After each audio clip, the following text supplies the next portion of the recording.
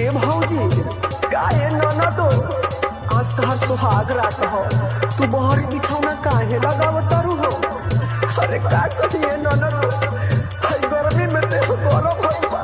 और अंदर पियावा बेसरम भइल बा समझ में नहीं के आवत के का करी हो। ए भौजी तनी हम बतावो ना अंदर का भइल हो। अरे मार मुंह धके का हो सुनो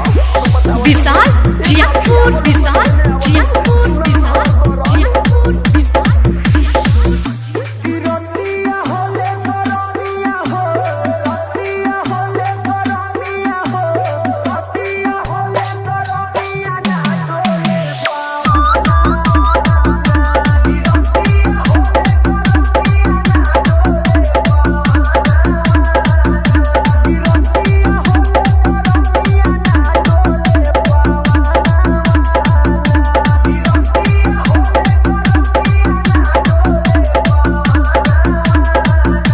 अरे से बढ़िया तो नैहर में रहे ना तो हमेशा हमार शरीर चिल रहत रहे। विशाल जियापुर विशाल जियापुर विशाल जियापुर विशाल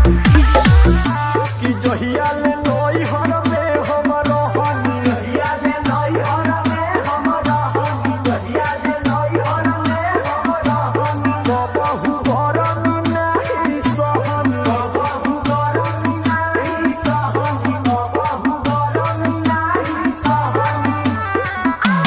जहिया ले नैहर में हम रहनी बबहू गरमी नहीं सहनी। ए नाना तो का हो कि रोजे सासत सही पिया के भवना